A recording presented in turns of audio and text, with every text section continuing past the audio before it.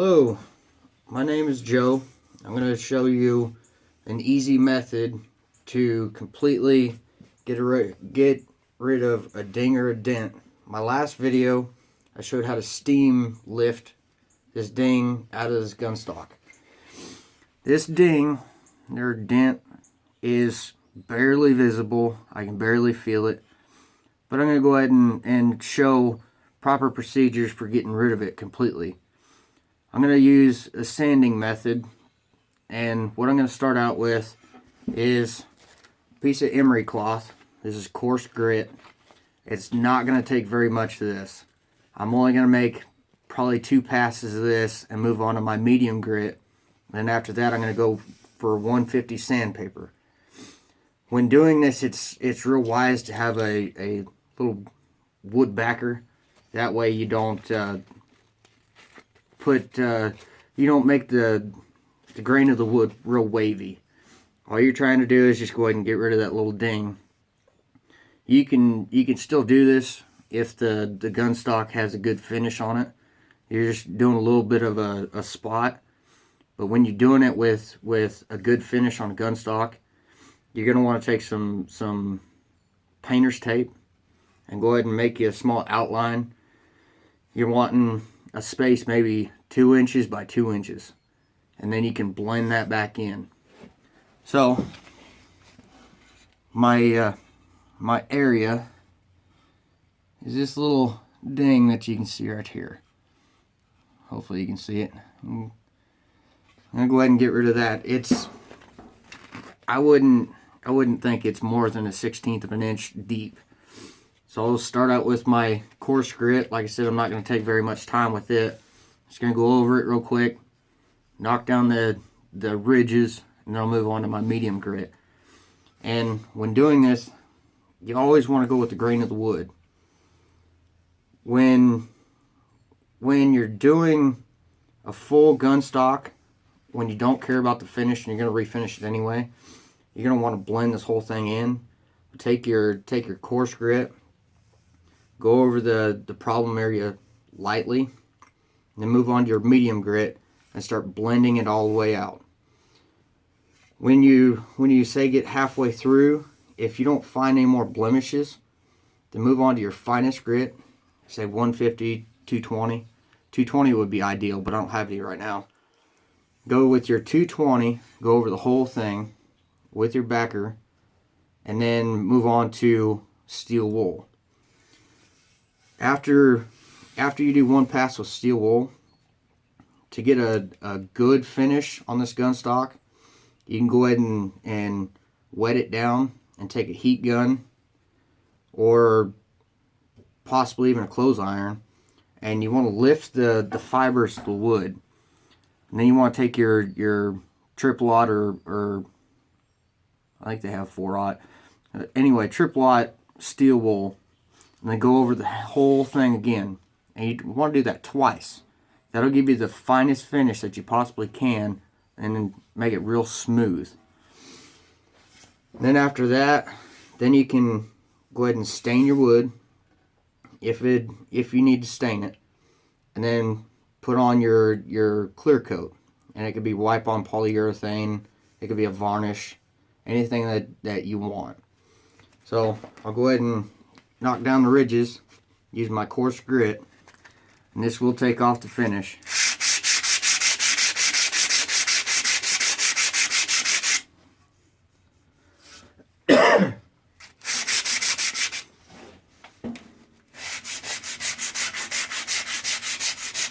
You want to work back and forth. You don't want to stay in one spot for very long.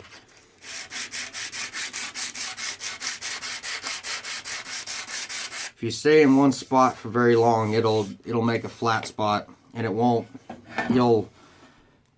won't follow the contours of your gunstock. See, now you can see my little spot. Like I said, it's not very big, so I'll take my little wood backer and move on to my medium grit. And this is just emery cloth. It's nothing special, nothing fancy.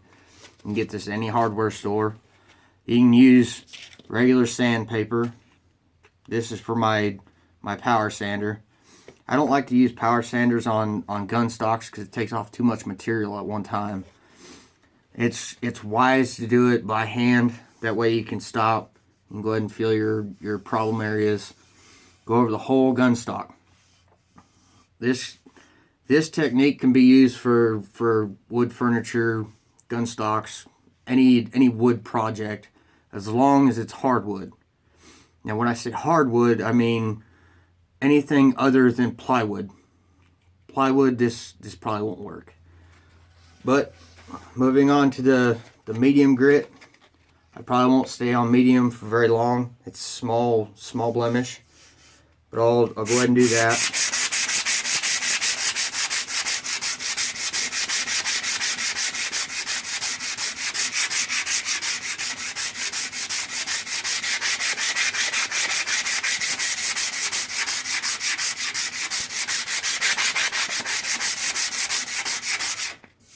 Stop. Go ahead and take your finger, feel it. It's pretty small. Go over it again.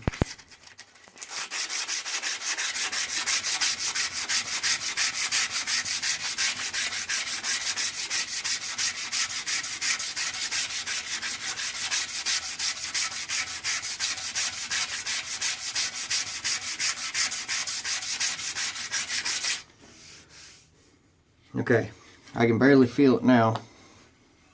I'll go ahead and show you. You can still barely see it.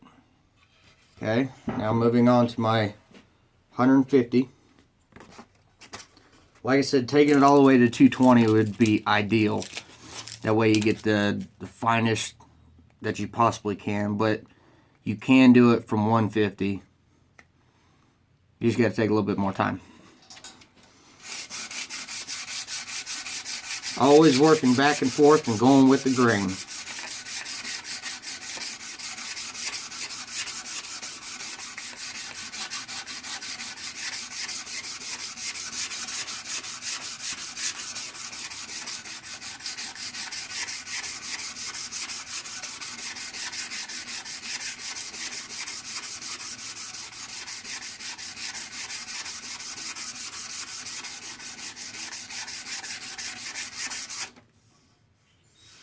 Okay.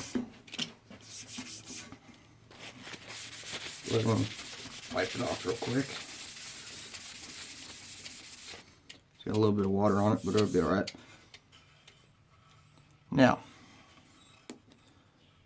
see how that just pretty much disappears almost completely? That small of a blemish, you shouldn't have any problems covering over it. It'll look just fine. However, let's move on to steel wool. This is triple aught steel wool. It's one of the finer steel wools that you possibly can get, and that'll help blend in what's left of the finish and hide all the problem areas. This steel wool will also not only will it blend everything in, but I've already done it on this side. It'll make everything smooth and real shiny. So here's my previous one. But it'll make it real smooth and shiny. And then go ahead and steam it. That'll lift up all the little fibers. And go over it again. Do it twice and it'll be super soft and really smooth.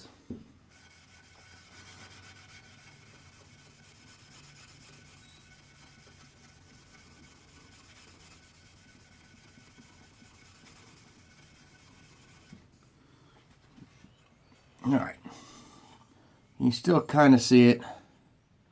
Like I said, it's because I took a ball peen hammer to it. You know, it depends on how picky you want to be. Right now, I cannot feel it. I mean, I can see it because I know what I did. A little bit more time with the steam, it'll lift right out. Now, we'll compare this side that's been sanded and smooth to this side that's never been touched. This gun stock, I don't know what it goes to. I got it given to me a couple years ago. I've never done anything with it. I figured I'd just do a video of it. I'll take a steel wool and I'll show you the blending. And I'll just go over I'll go over a section from, say, here to the second little rivet, and we'll compare that. Just using steel wool. Just go ahead and let me adjust this. We'll just go over it. Just kind of going over all the edges.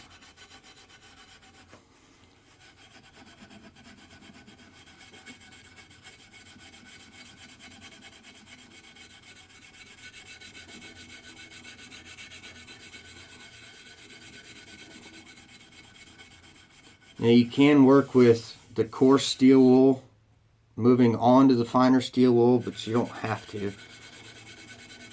The main purpose of this steel wool is to not only blend, but to take off the real tall hairs and fibers, make it a smooth finish.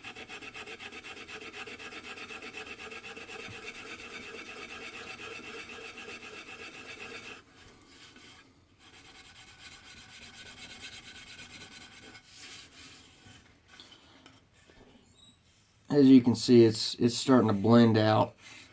And then once you blend an area, so you got this one sanded and this one's just been hit with this steel wool.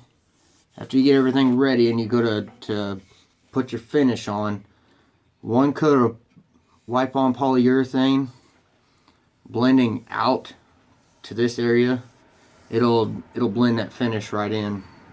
It's wise if you're gonna do a small area such as this, just go ahead and do the whole thing. Just a real quick hit with 150 or 220 over the whole thing. Take the top finish off, and then refinish it all as one unit is the wisest way to do it.